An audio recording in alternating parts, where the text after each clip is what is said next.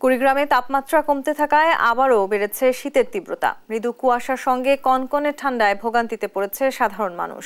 বৃহস্পতিবার সকাল ৯টায় সর্বনিম্ন তাপমাত্রা 10.8 ডিগ্রি সেলসিয়াস রেকর্ড করা হয়েছে। কনকনে ঠান্ডা ও কুয়াশায় বোরো বীজতলা ক্ষতিগ্রস্ত হওয়ায় আশঙ্কা করছে কৃষক। মৌলভীবাজারে বেড়েছে শীতের প্রকোপ। গত কয়েকদিনে তাপমাত্রা ধীরে ধীরে কমে ঘন কুয়াশায় ঢেকে থাকছে চারপাশ। ঠান্ডায় কাজে বের হতে না পেরে বিপাকে পড়েছেন শ্রমজীবী ও খেটে খাওয়া মানুষ। বৃহস্পতিবার সকাল ৯টায় তাপমাত্রা রেকর্ড করা হয়েছে 12.3 ডিগ্রি সেলসিয়াস। গত কয়েকদিনের তুলনায় জয়পুরহাটে দিনের বেলায় শীত ও ঘন কুয়াশা কম, তবে সন্ধ্যার আগ থেকে সকাল ৮টা পর্যন্ত হিমেল হাওয়া থাকায় কনকনে ঠান্ডা অনুভূত হয়। জেলায় সকাল ৯টায় 12.2 ডিগ্রি সেলসিয়াস সর্বনিম্ন তাপমাত্রা।